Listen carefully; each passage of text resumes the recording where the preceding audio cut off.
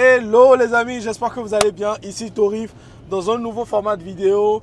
Je fais un nouveau podcast avec mon ami Vital. L'objectif est très simple. Là, en ce moment, on a du soleil. C'est pour ça qu'on a les verres, les lunettes de soleil là. On est en train de faire un petit tour là, en ville. On a des courses à faire. Et donc, le concept du podcast, c'est juste vous partager les discussions qu'on a souvent de potes. C'est qu'en fait, dans le pod, souvent, quand on conduit, on a souvent des discussions quand même intéressantes. Et l'objectif, c'est de vous partager ces discussions-là pour profiter à d'autres personnes, vous permettre d'apprendre, vous renseigner sur nos vies, ce qu'on met en place, le mindset, etc. Donc aujourd'hui, nous avons deux sujets principaux. Nous avons le premier sujet où nous allons parler principalement du dropshipping. Le dropshipping, j'avoue que c'est un sujet qui est très épineux. Donc j'ai l'habitude d'en parler ici sur la chaîne. Avec mon ami Vital a été dropshipper, il a géré des milliers d'euros avec le dropshipping, donc il a forcément beaucoup d'expérience dans le domaine, des centaines de milliers d'euros on va dire. Donc en fait l'objectif ce sera que Vital nous partage son expérience avec le dropshipping, ce qu'il a mis en place, pourquoi est-ce que le dropshipping aujourd'hui c'est pas un business pour débutants. Parce que ça c'est un problème que beaucoup de gens ont aujourd'hui, ils ne savent pas, le dropshipping aujourd'hui c'est pas un business pour débutants. Et ça, aujourd'hui, la plupart de vos coachs ne vous diront pas la vérité. Ils n'oseront pas vous dire la vérité qu'on va vous dire dans ce podcast. Et dans un deuxième temps, nous allons parler de la mentalité du gagnant, la mentalité d'entrepreneur.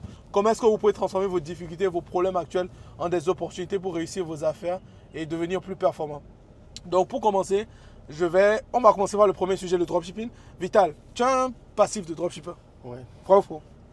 Donc, Ouais. juste avant de commencer, j'ai besoin d'abord que je te présente à toutes les personnes qui sont sur ma chaîne et qui ne te connaissent pas encore. Go! Ok, moi c'est Vital Nasser. Je suis normalement de formation, je suis ingénieur génie électrique, mais je me suis reconverti en entrepreneur depuis plus de 3 ans, depuis plus de 4 ans. On est dans la 5e année actuellement. Et je suis actuellement e-commerçant, mais aussi je porte un chapeau de chef d'entreprise dans d'autres sphères et tout. On a une entreprise de livraison qui est FlashPay, qui permet de gérer les livraisons en Afrique, dans 7 différents pays de l'Afrique.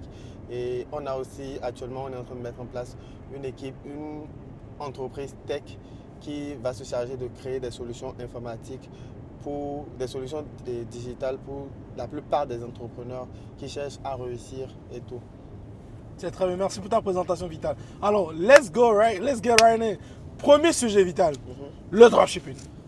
Ok, bon, faut dire que j'ai commencé le dropshipping en 2020. C'est avec ça que je suis entré dans le domaine de l'entrepreneuriat.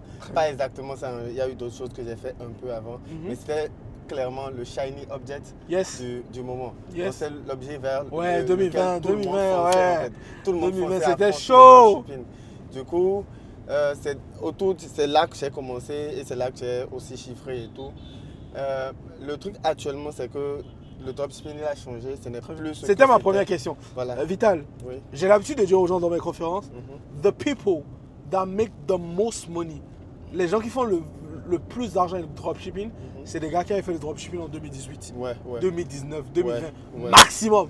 Ouais. À partir de 2021, il y avait des restrictions, c'était devenu plus complexe. Oui. J'ai envie d'avoir ton avis sur cette affirmation. Oui, en fait, le tout, c'est que plus le temps passe, en fait, plus son business évolue et plus les gens se ruent dessus et plus il y a de barrières à l'entrée. En tout cas, ça devient compliqué, en fait, plus le temps passe. Du coup, il y a eu, en 2020, c'était déjà difficile. C'était pas aussi facile qu'en 2018, comme tu le disais. En 2020, c'était déjà difficile, mais là, actuellement, si on doit apprendre encore le dropshipping actuellement, c'est encore plus difficile que Et selon toi, Vital, qu'est-ce qui rend le dropshipping compliqué maintenant par rapport à 2018, 2019, 2020 Le truc, c'est que le marché a mûri. Sophistication du marché. Exactement. Le marché a vraiment mûri. Les gens connaissent la plupart des produits que vous allez proposer. C'est-à-dire c'est des produits qui ont été déjà proposés par le passé, qu'ils ont déjà peut-être même déjà testés et ils sont immunisés. Ils sont immunisés en fait par rapport à vos pubs que vous allez faire. Ça ne leur dit plus rien en fait. Totalement. Du coup, le truc c'est que les produits que vous allez prendre directement depuis la Chine et tout ça, ils ne vont pas forcément être très attirants pour eux. Mais à part ça, il faut vraiment tester beaucoup de choses parce que le marché connaît déjà la plupart des choses qui existent. Donc, premier obstacle, première raison principale pour laquelle le dropshipping est devenu de plus en plus complexe aujourd'hui, c'est qu'en fait le marché est devenu sophistiqué. J'ai l'habitude de parler aux gens de deux choses. Je parle de l'océan bleu et de l'océan rouge. L'océan rouge, c'est un domaine dans lequel il y a beaucoup de saturation, beaucoup de concurrence. Et le marché connaît déjà les prix. Ce qui fait que si tu veux réussir peut-être dans le dropshipping, tu dois avoir les prix les moins chers possibles. Et même si tu as les prix les moins chers possibles, les gens vont préférer aller travailler avec d'autres personnes qui sont peut-être plus chères et qui ont peut-être plus d'expérience que toi et qui ont peut-être une grosse marque. Tu vois, les gens ont plus confiance en les marques aujourd'hui que de simples dropshippers.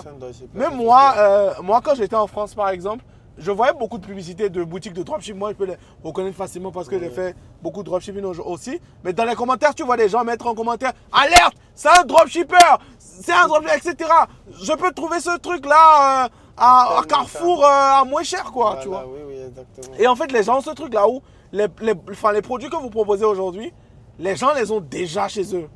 Et forcément, ils n'ont plus envie de mettre de l'argent pour peut-être acheter un truc qu'ils auraient pu acheter peut-être à 10 euros, à peut-être 39 euros ou 99 euros sur ta boutique, quoi. Donc ça, c'est le premier problème.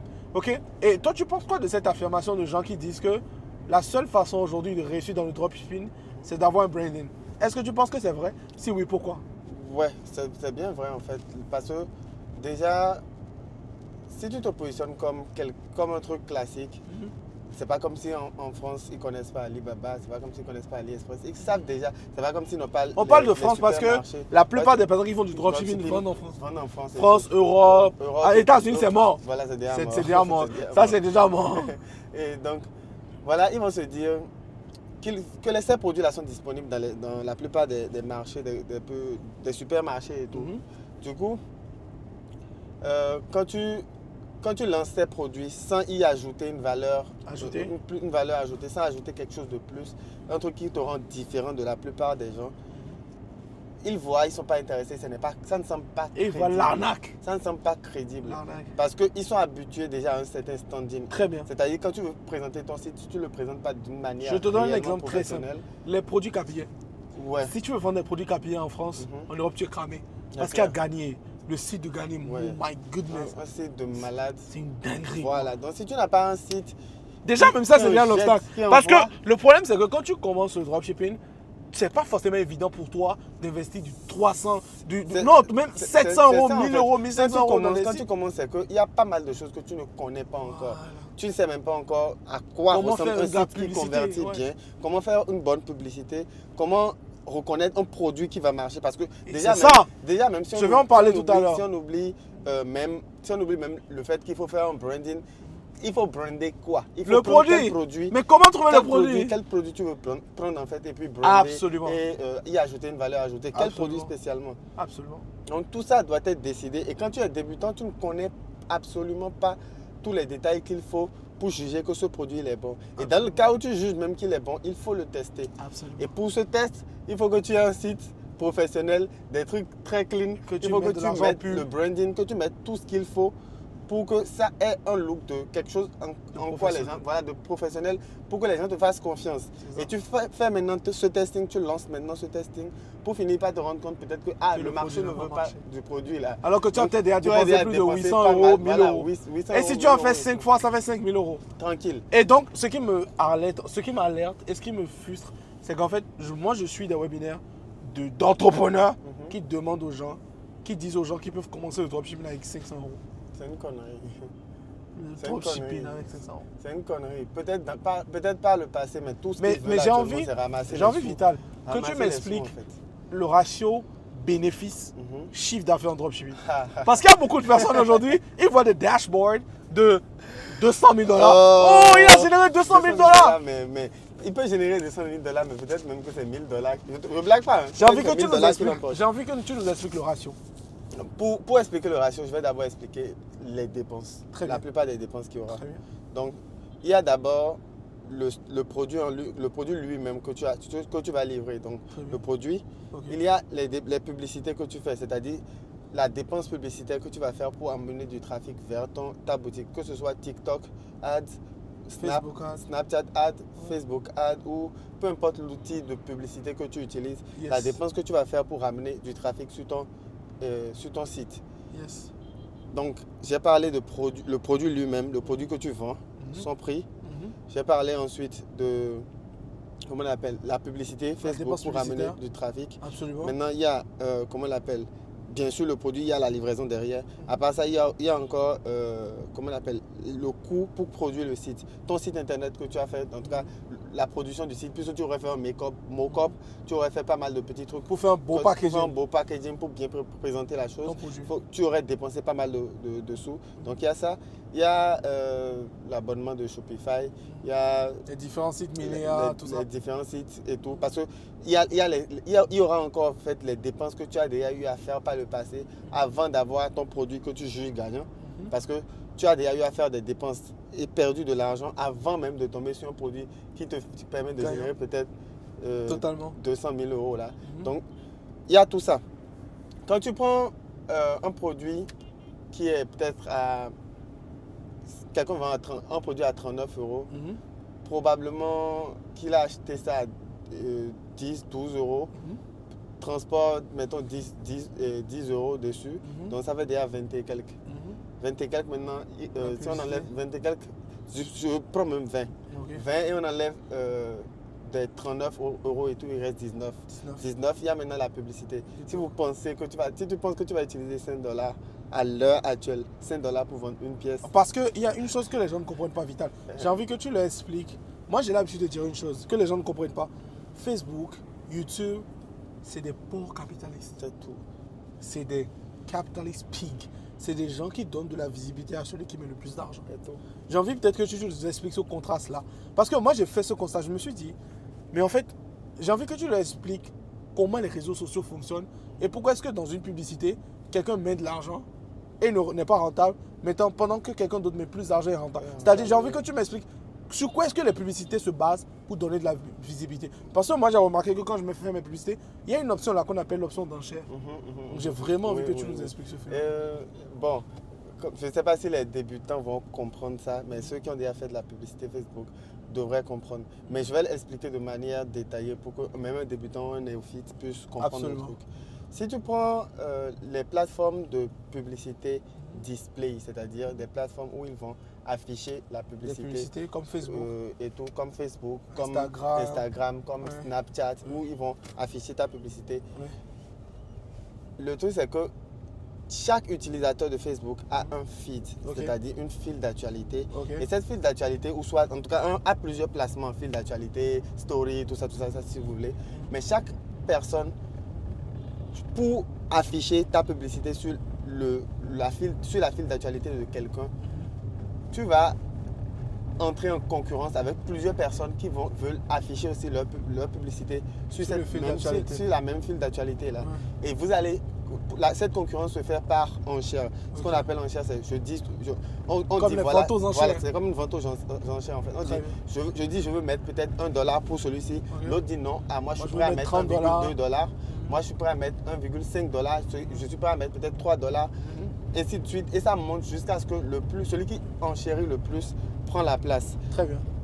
Donc chaque fois qu'il y a une publicité qui est affichée sur la file d'actualité de quelqu'un, sachez qu'il y a eu des enchères derrière et des gens sur enchéri, c'est celui qui a gagné qui a affiché ça. Et en fait, à ce moment précis. C'est intéressant que tu dis ça parce que des gens vendent peut-être les mêmes produits que les grosses multinationales. Et les grosses multinationales, c'est des gens qui mettent des 10 000 $ en pub, 20 000 $ en pub par jour. C'est pas le problème. Le truc, c'est qu'eux, ils mettent ce montant-là en pub parce que derrière, ils savent qu'ils ont. C'est ça. Ils vont capitaliser. C'est-à-dire, il y a quelque chose qu'on appelle lifetime value. Oui, la LTV. Voilà, la LTV, la valeur que tu tires d'un client sur le long terme. Pendant tout le temps où il a été client chez toi. Et c'est ce que la plupart des dropshippers ne savent pas. Actuellement, en fait, pour pouvoir réussir, tu ne peux pas juste vendre un seul produit. C'est un truc où tu fais un produit et derrière, une fois que le client, tu l'as acquis, tu dois pouvoir lui vendre autre chose. C'est ça. Même si tu perds de l'argent pour l'acquérir, même si tu perds de l'argent en quelque sorte pour l'acquérir, aussitôt qu'il a acheté ceci, il va acheter autre chose derrière. Et ensuite acheter un autre produit. Et pour avoir cette infrastructure, il faut réellement comprendre le business. Il faut avoir quand même de l'argent. C'est ça. Pour le garder. C'est ça. Pour faire de l'emailing, pour faire le SAV, le suivi, tout ça. Exactement. Parce que les SAV, on les paye. On les paye en tu fait. peux pas faire du dropshipping et être aussi toi-même le SAV. Exactement. Tu vas réellement pas t'en sortir si tu penses que tu vas tout faire tout seul. Donc, tout ça, toute cette structure pour pouvoir faire ces petits détails là. Voilà, il a acheté tel truc, on va lui upsell telle chose derrière. Ensuite, on va lui proposer telle Upsell, autre ça veut chose. dire quoi? Thème technique. Je sais ce que ça veut dire, mais juste pour que tu l'expliques, Ok. vendre des options supplémentaires. Upsell, c'est vendre des options supplémentaires. C'est-à-dire, la personne a acheté, disons, ok, on devrait donner un petit exemple. La personne a acheté une torche chez toi, Ok. tu lui vends une pile dessus. Très bien. C'est ça un upsell simplement. Très bien. Très bien. Très bien. Donc voilà, un débutant ne comprend pas encore ce dont je parle, ne C'est ça. comprend pas c'est quoi upsell. Même dans le cas où il comprend ça, il va brûler pas mal d'argent Exactement. avant de pouvoir mettre tout ça en place. Voilà. Et en fait, ça m'amène vers la prochaine question aujourd'hui. Vital, je pense qu'on a brossé légèrement le volet concurrence, mais en fait, je pense pas qu'on en parle assez. La concurrence au niveau du dropshipping, c'est... Les gens ne réalisent pas. Mais en fait, le même produit que tu vends, il y a, même si on laisse les marques qui vendent les produits, Oui. il y a des gars, peut-être même des coachs, qui ont peut-être déjà 7-8 ans d'expérience sur le marché qui mettent plus d'argent. Mais en fait, quand moi je dis par exemple à quelqu'un qui voit un influenceur à Dubaï avec une Lamborghini, arrête de penser au dropshipping, ce genre de choses, il va me dire non, il me dit ça juste parce qu'il veut me vendre sa formation, etc. Mais en fait, analysons juste la chose avec toute la logique possible. Est-ce que tu penses qu'un débutant, quelqu'un qui vient avec 500 000, quelqu'un qui gagne 500 000 par mois de salaire, qui commence le dropshipping, combien de temps tu lui donnes pour se ruiner? En toute transparence. Vérité, trop de proportions gardées. Pour se ruiner. Oui, pour se ruiner. Non, ça c'est bien simple en fait. C'est une affaire, ça dépendra aussi de... Un mois, il se ruine déjà. Hein. Parce que 500 000, ça ne suffit même pas à finir le site Le testing. et le testing. Voilà. 500 000, ça ne suffit pas à finir le site et le testing. Très bien. À peine il fait 2 tests et puis un mois c'est suffisant pour vider ça. J'ai envie Et qu'on ce qui aille... est drôle, ce qui est même drôle, c'est que la plupart de ces coachs justement vont automatiquement lui proposer de lui vendre un Des compte produits. Stripe. Et des produits gagnants. Ah, Faut qu'on voilà, en parle, un faut qu'on en compte, parle. De lui vendre soit un compte Stripe. Est-ce que toi soit tu des produits crois gagnants. aux produits gagnants? Vérité. Non, personne ne te vend. Pour les débutants, C'est- les produits gagnants, je vous explique ce que c'est. Les produits gagnants, quand vous rejoignez des formations de dropshipping, le coach, parce qu'il sait que le dropshipping c'est de la merde aujourd'hui, c'est des business saturés avec énormément de concurrence, il va vous dire non, vous pouvez rejoindre ma formation parce qu'on va vous donner 5 produits gagnants. Explique-le la science derrière le produit gagnant et pourquoi est-ce que c'est une grosse arnaque. Ok, je vais juste demander que la personne utilise le peu de jugeote qu'il a pour se dire qu'il faut qu'il achète une formation avant de démarrer un truc. C'est déjà très bien qu'il ait pensé à C'est acheter très une bien. formation C'est une bonne chose de avant formation. démarrer. Maintenant, le peu de jugeote qu'il a, qu'il utilise encore pour se dire, ah ok, le coach il va avoir combien d'élèves et ensuite il va offrir des produits gagnants à chacun de ces gars-là. C'est ça. Si effectivement tous ces gars-là, si c'était que des produits gagnants, il aurait pu lancer tous ces produits gagnants-là lui-même Mais tellement. et tout empocher. Et en fait, je ne te coupe pas Vital, mais en fait, la science de produits gagnants, ça n'existe pas dans un domaine comme le dropshipping parce que c'est un domaine avec beaucoup de concurrence. Beaucoup de concurrence. Je prends mon exemple par exemple. Moi, j'aide les gens à développer une compétence. La compétence, c'est un truc que tu as à vie. Et la compétence que je les aide à développer, c'est vendre des tunnels de vente. Pour moi, c'est la compétence la plus rentable de tout Internet aujourd'hui. Parce que tous les entrepreneurs ont besoin des tunnels de vente. Même les dropshippers ont besoin des tunnels de vente. Même tout le monde a besoin de tunnels de vente. C'est vrai, le Et aujourd'hui, dropshipper qui vous vend la formation lui-même il a même besoin de tunnels de vente pour vendre sa formation. Profitez pour le closer. Et en fait, il y a un truc, il y a une réflexion que je me suis faite. Ouais. J'ai commencé à faire des ateliers. Pourquoi? Parce que, tu sais, quand tu démarres les tunnels de vente, tu peux accepter des missions à 500 euros, 1000 euros, 300 euros, 400 euros. Tranquille, il n'y a pas de problème, il n'y a pas mort d'homme. Mais aujourd'hui, à mon niveau où je suis actuellement, je ne peux plus prendre une mission à moins de 2000 euros, 2500 euros, 3000 euros. Tu vois, il y a des gens qui me payent 5000 euros, je te montre, pour leur créer des tunnels de vente. Mais parce que ces personnes-là savent aujourd'hui qu'ils ont assez de budget pour travailler avec moi.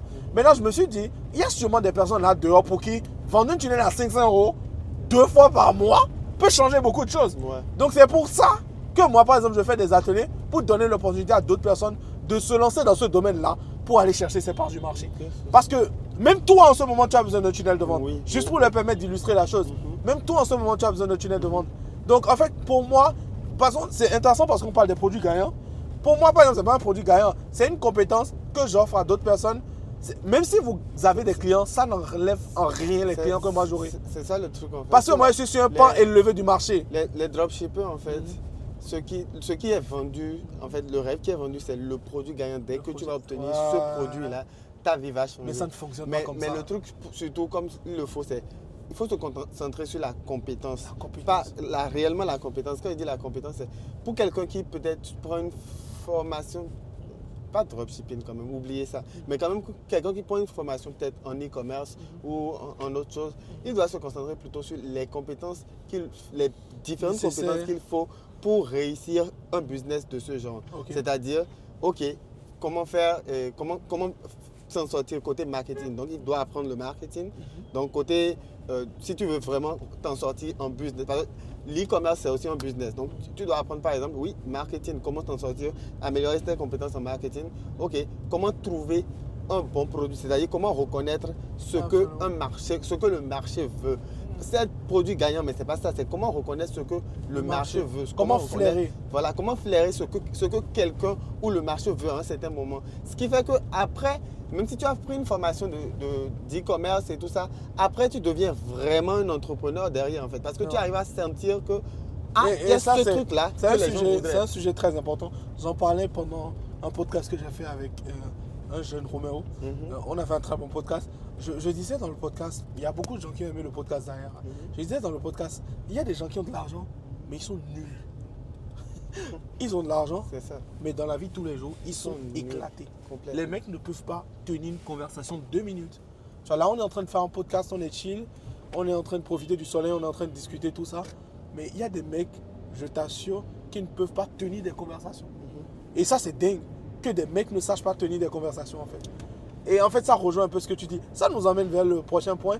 J'ai envie que nous puissions parler de ce que j'appelle le plus gros mal en Afrique. Pour moi, c'est la chose la plus dangereuse qui tue les Africains, les paris sportifs. Je vais peut-être en choquer d'un, mais je pense que, après le diable, c'est les paris sportifs. Parce que je pense que les paris sportifs font tellement de mal que même les Africains ne réalisent pas le mal qu'ils se font en faisant des paris sportifs. Et funny enough, j'ai parlé avec un mec, le mec qui a créé MomoBet là, il m'expliquait un peu la psychologie derrière les paris sportifs. Je vais tout vous révéler, mais Vital, j'ai envie d'avoir ton avis sur les paris sportifs. Tu en penses quoi précisément, toi? Est-ce que tu penses que c'est une bonne chose de faire les paris sportifs? Non, je sais pas. Clairement pas. Tout ce qui est paris, tout ce qui est jeu de hasard, pour moi, c'est clairement pas le chemin pour gagner de l'argent. Parce que c'est juste un chemin pour se ruiner. Très bien. C'est pas autre chose, juste un chemin pour se ruiner, un chemin de plus. C'est pas le seul chemin pour se ruiner, un chemin de plus pour se ruiner. Donc, tout ce qui est paris sportif, oubliez ça. Le truc, c'est que il faut garder en tête que celui qui a mis en place la plateforme de paris, c'est aussi un business qu'il a mis en place et qui cherche à gagner de l'argent. Lui, il ne va pas se ruiner et vous n'êtes pas celui-là qui va venir le ruiner en fait. Tu es trop petit. Et imagine, il y a un truc qui me fait rire, c'est qu'il y a même des personnes, c'est un truc de fou, des personnes qui disent qu'ils trouvent des failles à XBet. Oh, zéro. Des gens qui disent, et le mec m'a dit en fait que avec MomoBet par exemple, ils font des milliards par an. C'est clair. Des milliards de dollars par an. Et en fait, la dinguerie dans tout ça, c'est que, il me dit, Torif, dans l'entreprise MomoBet, on a les meilleurs psychologues qui existent. C'est-à-dire, en fait, les gars ont les plus gros psychologues qui existent. Les plus gros psychologues. Et en fait, ils ne font que ça, quoi. Ils ne font rien d'autre de leur vie. Ils sont assis, ils mangent, ils dorment, ils se réveillent, ils ne font que ça. Tu vois ce que je veux dire? Si tu sais en fait que ton business, ce qui fait tourner ton business, c'est l'addiction, c'est le fait que les gens deviennent accros au pari, et à tout ce qui est pari, à tout ce qui est gagner de l'argent rapidement. Si tu sais ça, tout ton travail en fait, c'est de faire en sorte que les gens deviennent, beaucoup de personnes deviennent accros. Et c'est simple, ceux qui peuvent réellement créer une addiction, c'est les psychologues qui savent comment l'humain fonctionne. Et simplement, juste prendre les meilleurs et les mettre dessus pour qu'ils étudient chaque petit détail, pour qu'ils améliorent chaque petit détail de soit de l'application ou du système pour que les gens puissent devenir accros à ce système. C'est du no-brainer en fait. Absolument. Automatiquement, ils mettent l'argent dessus. Et puis, les gens, vous pouvez pas vous battre. Dès que vous entrez dans la boucle, vous êtes foutu. Le truc, c'est juste de ne pas essayer. Imagine que les paris sportifs détruisent des familles. C'est ça en fait. Ça détruit des couples. Quelqu'un qui avait presque déjà tout, qui était déjà presque à l'aise dans sa vie, avait déjà une famille stable. Tout ce qu'il a fallu, c'est peut-être trouver qu'il tombe sur un site de paris sportif, qu'il commence à faire des paris, qu'il ait gagné 1 ou 2, parce que le truc c'est ça. C'est bête. Ils te mettent un truc pour que tu gagnes 1 ou 2, 3. C'est un appât. Tu te dis, c'est ça en fait, on te met juste un appât pour que tu gagnes 1, 2, 3. Et puisque tu as gagné quelques fois, tu te dis, ah ouais, ce sera comme ça, je vais toujours Tu te gagner. dis que tu vas créer une source de revenus avec les paris sportifs. Ça, Mais mon Dieu, on va te mais à quel moment sucer. est-ce que les gens réfléchissent comme ça? C'est qu'en fait, moi je suis là, je réfléchis. C'est pas que les paris sportifs. Hein. Il y a aussi les jeux, enfin, la loterie quoi. Ouais, la loterie. Des pas gens- n'importe- Mais comment des gens croient à ça? Mais je me dis, mais frère, mais en fait, je réfléchis à tout ça. Je me dis, mais oh my goodness, like, des gens mettent leur scolarité, des gens mettent leur salaire sur les paris sportifs, Ouais. dans les paris sportifs. Quoi. Ouais, ouais. Et je me dis, mais à quel moment est-ce que vous avancez dans la Frère, vie tout ce si que- vous avez une vie qui est basée sur le hasard? Tout ce qu'ils font, c'est faire du mal à leur famille, en fait. Ouais. Et au final, les gens, en fait, Les gens j'en ai connu qui ne pouvaient pas se détacher de ça. Ils font souffrir leur famille, ils font Imagine. souffrir leurs proches. Oh là là. C'est-à-dire le peu d'argent qu'ils trouvent, au lieu de s'occuper de la famille avec, tout ce qu'ils font, c'est remettre ça dans les paris paris et ça se sportifs. vide. Tu vas voir la femme qui veut que son mari arrête, qui est tout le temps en train de lui parler, mais Mais il ne tellement. veut pas. Il est toujours en train de faire ça derrière. Ou c'est peut-être même la femme, parce qu'il y a des femmes aussi qui sont accro à ça. Absolument, mais tellement. C'est fou, hein, les amis. Franchement, je vous déconseille les paris sportifs. Si vous suivez cette chaîne, je vous déconseille ça. Vous savez ce que moi je prône ici. Gagner de l'argent légalement, Avoir des compétences. avoir des compétences en et fait. évoluer en tant qu'homme aussi en même temps que vous gagnez de l'argent. Donc, notre deuxième sujet aujourd'hui, Vital, Mhm. c'est la difficulté dans l'entrepreneuriat. Comment transformer cette difficulté en force pour réussir? Et je pense que c'est une discussion qu'on avait eue ce matin. Il faut savoir que c'est la deuxième fois qu'on tourne le même podcast aujourd'hui, les Ouais, gars. ouais. C'est la deuxième fois. Et en fait, quand on avait commencé le podcast là, j'ai envie que tu leur racontes comment ça s'est passé. Parce que si ça vient de ma bouche, ils vont se dire que j'ai inventé quand on ça. avait commencé le podcast, mais en fait, pourquoi Vous voyez ce truc, c'était ça qu'on avait utilisé pour cacher le soleil. Le soleil. On est dans la voiture, il y a le pare-brise, c'était à midi, le soleil était très fort, donc on mettait ça au-dessus pour cacher un Pour peu le cacher le soleil. soleil. Quand on avait démarré, quand on avait lancé et tout, c'était noir, tout était bizarre en fait, c'était pas clair. Mais on s'est dit, l'idée c'est de produire, le truc c'est de Et on produire l'a du fait. contenu aujourd'hui, on l'a fait, on est allé jusqu'à la fin. On a C'est ce fini soir le en podcast. rentrant, après qu'on ait fini nos courses, c'est en rentrant qu'on s'est dit putain mais ce soleil il est magnifique. On a juste pris la caméra pour voir, pour faire une photo, vidéo même que tu Une as posté, vidéo, ouais. posté En même en statut, statut déjà. ouais. Et on a vu en fait que la lumière elle est bonne actuellement. On aurait pu- En effet. si on le fait actuellement, En ce effet. serait encore mieux que ce qu'on En a fait à effet, midi. en effet. Donc on a refait ça et on a relancé. C'est pour ça qu'on est là à nouveau. Sinon, c'est un truc qu'on avait déjà fait et fini. Seulement que la vidéo était éclatée. On l'aurait posté si on n'avait pas vu que bon. On a fini, le moment on était voulait le propice. poster, Hein. On allait poster en fait. Et en fait, ça nous amène vers une leçon très importante. C'est qu'en fait, Vital, pour moi, j'ai une citation. Je me dis simplement, quand c'est dur, c'est bon signe. Parce que quelqu'un qui n'évolue pas ne rencontre pas de difficultés. Mhm. Et quand tu ne rencontres pas de difficultés, je me rappelle de cette citation-là, je ne sais plus qui l'a dit. Il dit que les temps forts créent des hommes forts. Fort. Mais les temps faibles créent des hommes faibles et les hommes faibles créent créent des temps forts. des temps difficiles. Des temps difficiles, voilà. C'est ça, c'est plutôt des temps difficiles Créent des gens forts. Et les hommes forts créent des temps faciles. Et les gens faibles, les temps faciles créent des hommes faibles. Et les hommes faibles recréent un temps difficile. Donc en fait, C'est un je sais pas, cycle. tu penses quoi de cette citation-là? Non, c'est totalement vrai en fait, parce que déjà, par exemple, comme tu l'as dit, c'est dans la difficulté qu'on retrouve en fait qui vous êtes. Mais tellement. Mon dernier post, mon dernier post sur Insta et sur TikTok et tout ça, c'était créez-vous des problèmes. Parce que c'est avec les problèmes, c'est dans les problèmes, c'est en ayant des problèmes que vous allez réellement évoluer. Mais tellement. Donc, il faut se créer des problèmes. Les problèmes, c'est ça qui montre en fait que vous évoluez. C'est en affrontant. Les problèmes, c'est juste une illustration de vos limites actuellement. C'est tout. Absolument. Les problèmes illustrent Le problème, c'est une illustration de votre précisément vos limite. limites actuelles. C'est tellement vrai. Les problèmes illustrent vos limites actuelles. C'est tellement profond ça. C'est tellement profond. Et en fait, c'est fou. Parce que la plupart des gens, quand ils ont des problèmes, ils commencent à se plaindre. Tu en penses quoi?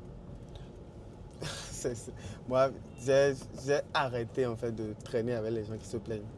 Parce que quand tu te plains, tu n'arrives à rien. C'est ça. Tu n'arrives à rien. Et c'est des gens qui drainent C'est l'énergie. ça draine ton énergie. Si c'est un ami, en fait, toi, tu souhaiterais en fait, le ressortir de là. C'est ça. Mais quand tu lui parles, il veut toujours se plaindre. Absolument. Donc, il trouve tout le temps des moyens de se plaindre. Il faut s'éloigner des gens qui se plaignent. Je pense tout à l'heure, tu me parlais de tes études. Tu parlais de tes études. Ouais, en effet. Qui parlait raconte l'histoire.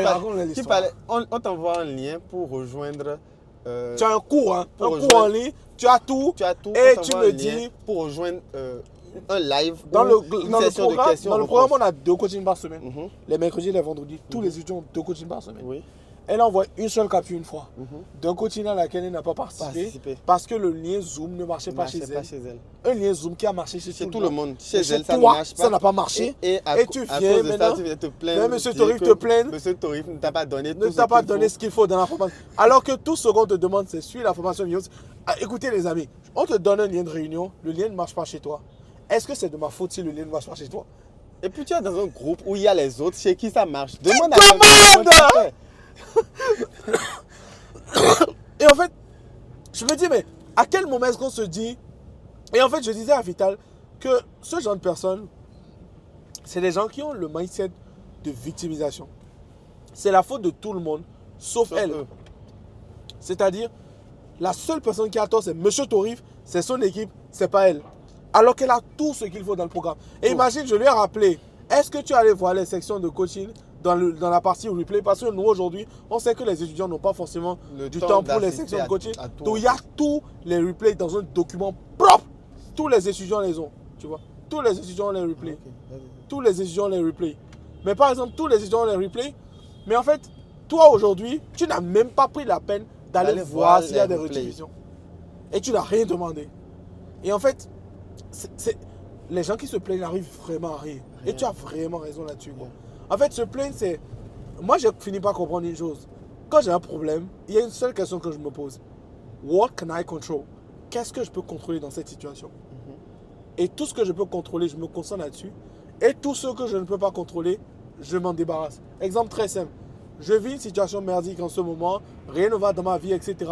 Ma copine vient de me quitter. Ma famille ne veut plus entendre parler de moi. Mon papa me déteste. Tout le monde me déteste. Qu'est-ce que je peux contrôler actuellement? C'est comment je prends cette situation et les actions que je pose. Tout le reste ne m'intéresse pas. Parce que qu'est-ce qui se passe quand vous vous concentrez sur le reste? Quand vous vous concentrez sur le reste, vous trouvez plusieurs moyens de vous plaindre. Mais quand vous vous plaignez, c'est comme si vous creusez une tombe et qu'en fait, votre pied est au bout de la tombe. Vous allez tomber dans cette tombe-là. Parce que vous cherchez tout le temps des moyens de ne rien faire dans votre vie. Et c'est pas ce que toi tu en penses, Aimé Vital. Moi, je déteste ces gens qui se plaignent. Mais genre, à un point où, imagine même, mes proches se plaignent chez moi parce que je ne montre pas mes émotions. Parce que je ne me plains pas. Je ne me plains pas. Parce que, regarde même, le fait même d'être en vie, je pense que c'est le plus grand témoignage de gratitude que Dieu puisse nous faire. En fait, je vais aller dans le sens de... En fait, le truc, c'est quoi? Quand tu as un souci, mais quand tu as un problème, sur le coup, on a tendance à vouloir voir ça en très grand. Voir le problème en très grand. Totalement. Au-delà de notre tête. Je me souviens la dernière fois que tu as perdu 200 et quelques... Oui, 227 000. Je te regardais. En fait, j'avais remarqué encore le truc à ce moment. Ouais. Dès que le problème arrive, on panique et on laisse les émotions prendre le dessus. Ça t'est aussi arrivé, mais ça n'a pas duré en fait. Ouais. Ça n'a pas duré. Très rapidement, bon, tu es allé régler le problème. 10 minutes. Ça, tu es resté sur qu'est-ce que je peux faire. Tu n'es pas resté là à te plaindre. Tu t'es levé, tu es allé couper la pub. Tu es allé couper la pub. En fait, je vous raconte la petite histoire. J'avais une pub en ligne où je dépensais $250 par jour. Et en fait, je passe souvent par un compte Facebook agence et j'ai écrit à l'agence de recharger le compte Facebook pour moi. L'agence a rechargé le compte Facebook pour moi. Moi, j'ai oublié de couper la publicité. Voilà. Et la publicité a commencé à diffuser. Dans un délai de 3-4 heures de temps seulement, ils ont dépensé 300 et quelques dollars. 227 000 environ. Et quand j'ai vu ça, j'étais avec Vital. J'ai couru à la maison pour aller couper la pub. Quand je suis revenu, je lui ai dit simplement, j'ai mal d'avoir perdu cet argent cadeau. Parce que cet argent-là, c'est comme si c'est un don que j'ai fait, quoi. Mais en fait, je me dis simplement, Vital, qu'est-ce que je peux changer dans cette situation? Le truc, déjà, quand c'est arrivé, il n'est pas resté là, se dit putain, ils m'ont niqué, tout ça, tout ça. Il est allé d'abord couper. Absolument. Parce qu'il s'est levé, il a quitté. Ce que je peux contrôler. Devant quelque chose, on faisait quelque chose. Un match. Il a laissé le match, il est allé couper et il est revenu. Il a certes bien dit que voilà, ça lui a fait mal, mais après, c'est juste, bon, est-ce que qu'est-ce que je peux faire? Je peux plus rien faire. Je Je peux pas peux recouvrir plus- non. l'argent. Je vais pas commencer à me plaindre. Pour dire, en fait, tu vas nous gâter c'est ça, il va nous gâcher la soirée La si soirée. commencer à se plaindre. Imagine, je me plains. En fait, j'ai l'habitude de me dire, les gens qui, quand ils ont des problèmes, ils pleurent. Je ne peux pas comprendre comment on peut pleurer quand on a des problèmes. Quand tu pleures, ça résout quoi? Ça ne change rien. Concentre-toi sur ce que tu peux C'est faire pour tout. changer quelque chose. Et en fait, quand j'avais cette situation-là, par exemple, je me demandais, mais allez, c'est déjà arrivé. Ouais. Je fais quoi? Je me concentre sur ce que je peux contrôler. Le reste, c'est pas mon problème. Parce que l'argent, je peux en générer tout le temps. Je sais comment générer de l'argent. Et ça, même, c'est une discussion qu'on avait hier. Je te disais que l'argent est en source illimitée dans le monde. Oui. C'est pas comme s'il y a une somme d'argent dans le L'argent, monde c'est- où si tu ne vas ça pas ne prendre va pour pas toi, prendre, ça c'est va fini, finir. hein? Si tu Ça ne- va l'argent va finir, hein? Faut Non! vite aller chercher pour toi. Non! Non, c'est pas ça. L'argent, c'est une C'est ressource illimité. illimitée. Il y a beaucoup C'est- d'argent dans le c'est- monde. C'est votre perception de la chose C'est ça. qui fait que vous êtes limité. Mais si La vous êtes façon dont phrase, vous il voyez. y a une phrase qui a changé ma vie pour toujours. C'est ta perception des situations qui compte, pas la situation Pas la en elle-même. situation en elle-même, c'est la façon dont tu la vois. Et c'est la perception de la situation même qui fait que vous vous sentez mal. Parfois vous en voulez à quelqu'un, mais la personne ne comprend même pas pourquoi vous lui en Pourquoi voulez. vous lui en voulez? C'est parce que toi, tu vois la chose comme C'est un ça. gros truc, que tu as mal de lui avoir fait Je ça. te donne un exemple très simple. Qu'il t'ait fait un truc. En Je fait. te donne un exemple très Oui, simple. oui. J'étais au Kenya. Il y a une culture au Kenya où c'est des gens qui sont totalement nus. Mhm. Ils sont totalement nus, ils ne portent pas de vêtements. Limite, ils portent juste un petit truc là ici Mhm. pour cacher légèrement le sexe, etc. Mhm. Dans nos cultures ici, en Afrique, enfin, c'est en Afrique le Kenya, mais dans nos cultures ici, les gens voient ça comme de l'impudicité. Mais c'est la perception, c'est leur perception, c'est leur culture. Un autre exemple, dans un village au Kenya encore là, il y a un endroit où toutes les filles vierges, quand elles ont 18 ans, on les emmène chez un homme et l'homme les dévierge. C'est la culture là-bas. Mhm. Toutes les femmes passent par lui. Dinguerie. C'est lui le déviergeur du village. Dinguerie. C'est le déviergeur du village. Tu vois, quand j'entends pas, C'est quoi ça, là, encore? quand je t'en parle par exemple, tu te dis, mais what Le the fuck? déviergeur. Mais en fait, c'est juste leur perception de la chose. Est-ce que tu arrives à Oui, comprendre oui, un peu ce que oui, je dis? oui. C'est leur perception de la chose. Et ça, c'est tellement puissant. Et la plupart des gens ne comprennent pas. Le plus important, c'est comment vous voyez les situations. C'est même pas la situation en soi. En elle-même, non. C'est C'est comment vous juste, voyez la situation. c'est juste comment vous voyez la situation. Donc, si vous êtes là et vous pensez que tout va contre vous, vous allez toujours voir que tout va contre vous. Et Mais tellement. ça va continuer à vous. Et vous en fait, faire ce que mal, j'ai remarqué simplement. aussi, c'est que quand tu te plains, tu as tout le temps des raisons de te plaindre. Ça va pas manquer. tu C'est as pas comme si plus les de raisons raisons. pour se plaindre ne manquent. Ouais. En fait, c'est pas comme si on peut pas se plaindre à tout le monde. Mais Regarde, quand tu commences- Ok, tu veux que je me plaigne. Oh, le soleil a quitté. Donc, Ouais, le ça soleil fait- a Ça fait quitté. qu'on est plus. Ouais, on est plus clair comme le tu vois. début. Le soleil a quitté. Oh, mais on coupe la vidéo. On coupe la vidéo. On coupe donc la le vidéo, on soleil- abandonne. De toute façon, c'est plus comme au début. C'est plus comme avant. Oh, le soleil a quitté, c'est pas Mais cool. mon Dieu, si les gens peuvent comprendre la profondeur de ce qu'on est en train de leur drop ce soir, on est en train de leur donner de la valeur, mais à un point, j'ai tellement envie que les gens puissent comprendre ce qu'on est en train de leur donner là. Parce que c'est tellement puissant ce qu'on leur donne là. Mhm. Parce qu'en fait, tu comprends, quand tu commences à réfléchir comme ce qu'on est en train de dire là, plus rien ne t'effraie, tu es plus équilibré, tu vas gagner forcément plus d'argent. C'est clair. Parce que même si tu manques d'argent, c'est pas grave. Parce que qu'est-ce que tu peux contrôler? Les actions que tu mets en place Même pour pour aller avoir gagner de l'argent, l'argent. c'est ça. Et Reste pas. tu fais ce que tu dois faire et ça vient. C'est ça. Tu ne te plains pas de ah ok voilà j'ai demandé l'argent à tel gars il m'a pas remis hein. Il y a telle personne tel client qui me doit de l'argent il m'a pas envoyé. Pourquoi tu te plains? Va chercher d'autres clients. C'est ça, absolument. Les gars, j'espère que ce podcast vous a régalé. C'est notre premier podcast sur la chaîne. Je ne sais pas encore quel nom on va donner. Peut-être discussion de potes dans ma voiture. Je ne sais pas. On va bien trouver quelque chose. On va bien trouver quelque chose. N'hésitez pas à nous faire des propositions de titres de podcast. Si vous êtes bien chaud, vous êtes intéressé, on peut en faire peut-être 3-5 fois par semaine, 3 fois par semaine. Mhm. Dites-nous si vous êtes intéressé, vous êtes chaud, faites-nous savoir dans les commentaires si vous aimez bien. Franchement, moi, ça me fait plaisir de faire du contenu avec mon ami Vital parce qu'on a souvent beaucoup de discussions. Et on s'est dit, mais quand même, les discussions qu'on a dans la voiture, C'est un truc ça qui peut quand même servir profiter à d'autres des personnes. tu sais. Mhm. Ça peut profiter à des personnes. Et donc, on s'est dit, pourquoi ne pas partager ça en format vidéo et permettre à d'autres personnes d'avoir les mêmes connaissances que nous. Parce que limite, les discussions, on a des discussions quand même qui peuvent débloquer des vies. Tu vois, par exemple, cette discussion qu'on vient d'avoir, c'est quand même assez banal. Oui. Mais c'est des discussions qui peuvent débloquer des vies, quoi. Donc les amis, mettez le pouce bleu, la cloche de notification pour ne manquer aucune des vidéos. Partagez-la et on se retrouve dans la prochaine vidéo. À très vite. Ciao, ciao. Bye bye.